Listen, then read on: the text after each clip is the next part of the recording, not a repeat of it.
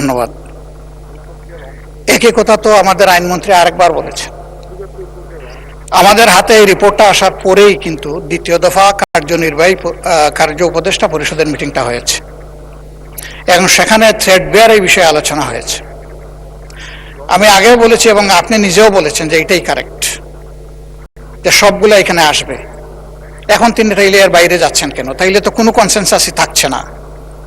তাইলে এই কার্য উপদেষ্টা কমিটির বৈঠকের পজিশনটা কি থাকবে সেটা তো ওখানেই বলতে পারতেন, আপত্তি দিয়ে ওটা আপনি সেইভাবে রুলিং না দিতে পারতেন।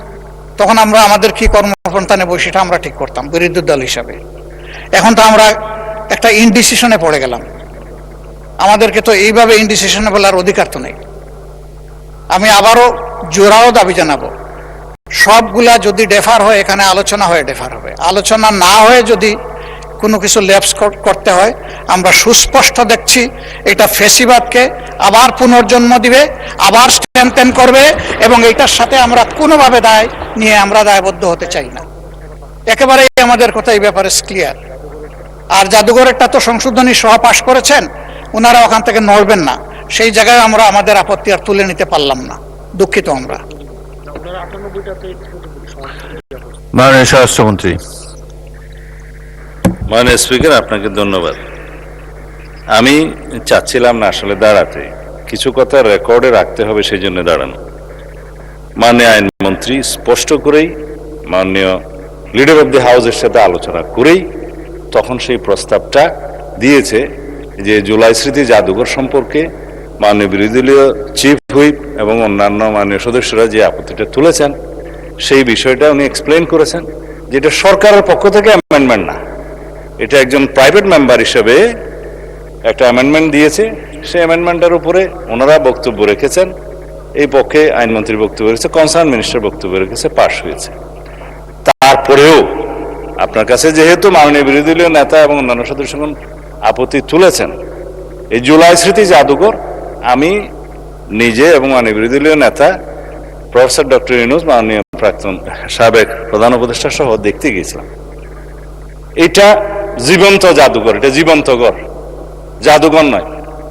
বাংলাদেশের ছাত্র গণ অভ্যুত্থানের প্রতীক হিসাবে ভবিষ্যতে যাতে কোনো শাসক শ্রেণী স্বৈর শাসক না হয়ে উঠতে পারে সেটার জন্য এটার প্রতীক হিসাবে থাকবে, সেটাকে আমরা ধারণ করতে চাই। মাননীয় স্পিকার, মানে প্রধানমন্ত্রী সম্মতি দিয়েছেন, সেটা আনুষ্ঠানিকভাবে উদ্বোধন করতে যাবেন।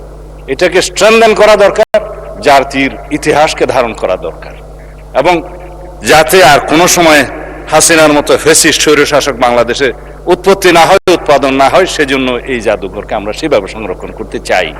1971 থেকে শুরু করে 2024 পর্যন্ত, তারপরে পর্যন্ত সমস্ত ইতিহাসকে এখানে ধারণ করা হয়েছে, আরো উন্নয়ন করা হবে। মাননীয় স্পিকার, মাননীয় বিরোধী দলীয় চিফ হুইপ যেটা বলেছেন, এটাকে অটোনোমাস বডি হিসেবে রাখা যায় কিনা সে ব্যাপারে তো আলোচনা হতে পারে।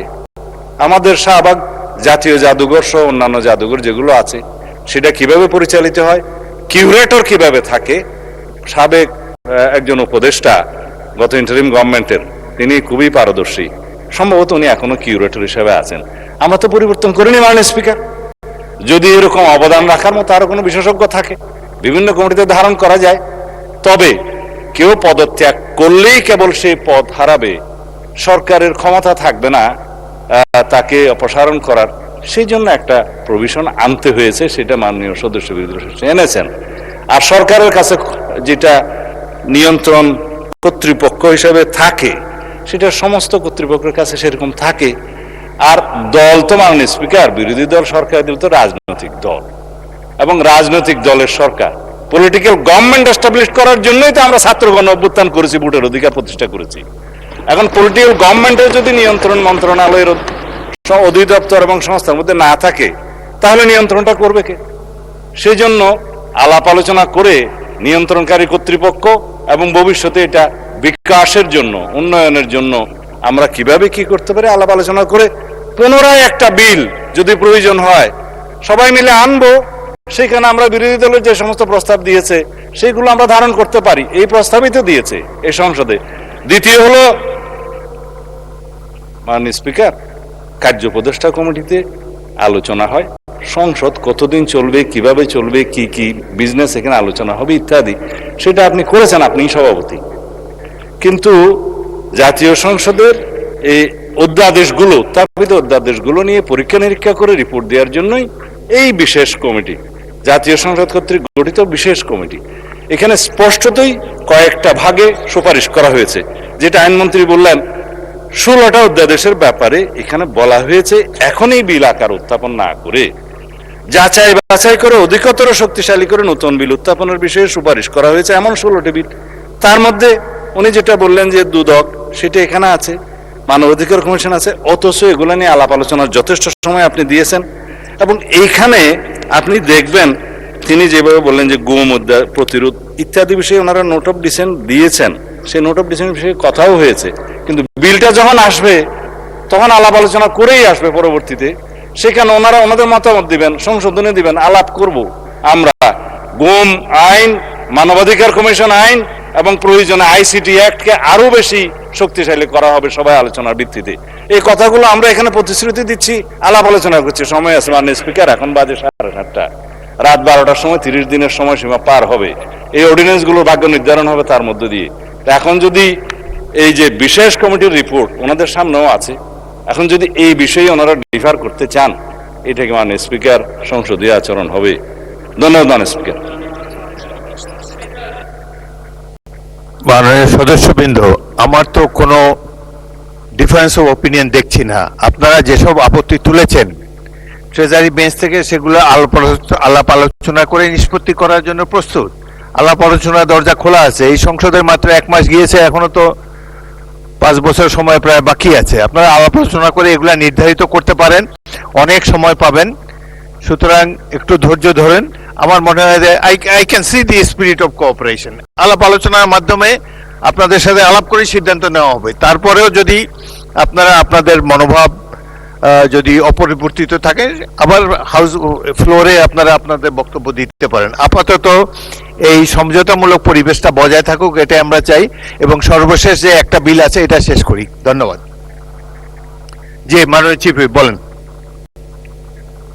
মাননীয় স্পিকার, এখানে যে জাদুঘর নিয়ে আমার যে অপিনিয়নটা, তারা যে কোনো সংশোধনী আনতে পারে, পাশও করাতে পারে, কিন্তু সেটা তো এখন যদি তারা বলে যে প্রাইভেট মেম্বার হিসেবে তারা সংশোধনী এনেছেন, এটা সরকারের এখতিয়ার না, তাহলে কিন্তু সরকারি মেম্বার হিসেবে তো মন্ত্রী সেটা গ্রহণ করেছেন। আমাদের যেগুলো নোট অফ ডিসেন্ট, মন্ত্রীরা তো বিরোধিতা করেছেন। এই মন্ত্রী, সংস্কৃতি মন্ত্রী চাইলে সেটা বিরোধিতা করতে পারতেন, কারণ সংস্কৃতি মন্ত্রী তো সেই কনসেনসাসের পার্ট। সংস্কৃতি মন্ত্রী তো সেই সংশোধনটা নিতে পারেন না। আপনি বলেছেন এটা একদিন আগে, বিরোধী দলীয় নেতা বলেছিলেন যে একদিন আগে ডকুমেন্টস আসতে হবে, আপনি বলেছেন, আমরা কিন্তু সবকিছু মেনে নিয়েছি। তো এখানে তো আমরাও কোঅপারেশন করছি যাতে দ্রুত সময়ের মধ্যে এই বিলগুলো পাস হোক, কিন্তু আধা ঘন্টা আগে একটা সংশোধনী আনা হলো যেটা আমাদেরকে জানানো হলো না, এটা তো এক ধরনের ছলচাতুরি মাননীয় স্পিকার। এবং আপনার সভাপতিত্বে কিন্তু এই জিনিসটা হলো, ফলে এটা কিন্তু কনসেনসাস ব্রেক করেছে। তারা যে কোনো সংশোধনী আনতে পারে যে কোনো সময়, তাদের এখতিয়ার আছে, তারা সেটা পাস করাতে পারে। আপনি এই কথা তো 2 মিনিট আগেও বলেছেন, তার জবাবে আইনমন্ত্রী কিন্তু বলেছেন যে এটা নিয়ে আলাপ আলোচনা করতে পারে। আবার একটা স্বরাষ্ট্রমন্ত্রী বলেছেন যে একটা বিল আবার আনতে হতে পারে, সেখানে বসে আপনারা আলোচনা করেন। এই চ্যাপ্টারটা ক্লোজ করা হয় নাই। The matter has not been closed yet. এটা নিয়ে পরবর্তীতেও আলাপ আলোচনা হতে পারে, আবার বিল আনা হতে পারে। না কোনো ছাত্রকে দেখতেছে না, আবারও মাননীয় বিরোধী দলের নেতা। এটা তো ছোট্ট একটা বিষয়, এটি নিয়ে তিক্ততার আমি কোনো সুযোগ দেখি না। বলুন, তবুও বলুন। মাননীয় স্পিকার, ওনারা বলেছেন যে অধিকতর যাচাই বাছাই করে আগামীতে আরো সুন্দর বিল আনবেন, কিন্তু ওনারাই আবার বলছেন যে আজকে রাত্রে 12টায় টাইম শেষ। তার মানে টাইম শেষ হওয়ার সাথে সাথে সব ল্যাপসেস অটোমেটিক্যালি শেষ, এগুলার আর কোনো কার্যকারিতা থাকছে না, এগুলা অটোমেটিক্যালি ল্যাপস হয়ে যাচ্ছে। কোনগুলা?